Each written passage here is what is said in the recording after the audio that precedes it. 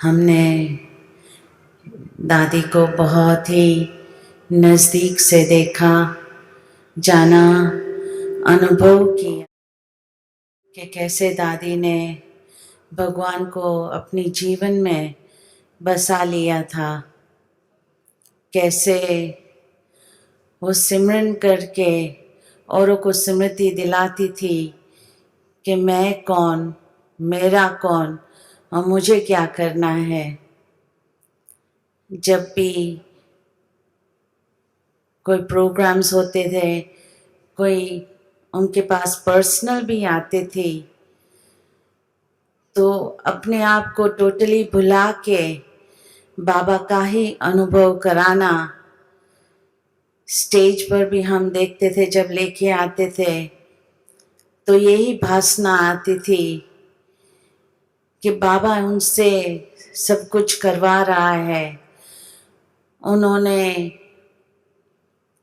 ऐसे अपने आप को कठपुतली बना दी थी कि जैसा बाबा इस देह को यूज़ करना चाहे वैसे कर सकते हैं। तो एक बाबा की पपेट थी, वो डोरी बाबा के हाथों में ही था। एक ट्रस्टी थी, वो कभी भाव नहीं दिखाती है, भाव दिखाती थी कि मैं कर रही हूँ, मैं करवा रही हूँ, बल्कि बाबा को ही नज़र में रख के वो औरों को ये स्मृति दिलाती थी। कभी ये भी होता है जब हम निमित्त बनते हैं तो अपना प्रभाव थोड़ा उसमें मिक्स भी हो जाता है, लेकिन दादी ने हमने बहुत क्लोजली देखा, हमेशा हर एक की बुद्धि योग बाबा की तरफ ही जुटवाते थे। तो बहुत लोग जो आते थे, मिलते थे, वही अनुभव करके जाते थे।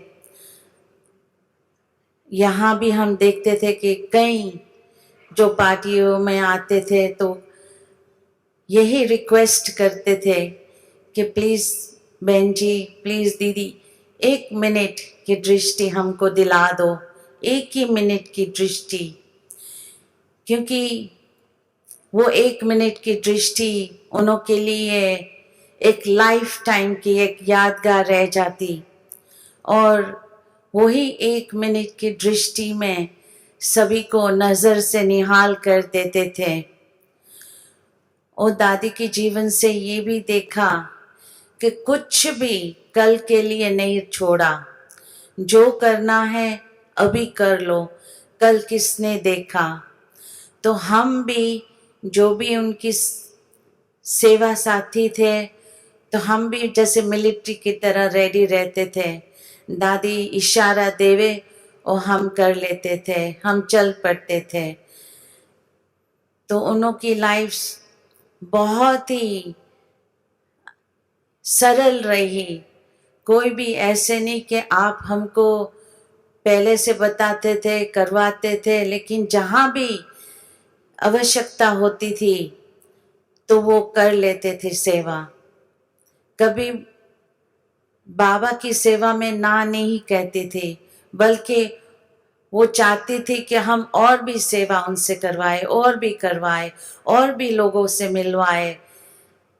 तो ऐसे ही आज सबकी दिलों में वो एक छाप छोड़ के गई। दादी खुद कहते थे कि मैं एक जान की हूँ।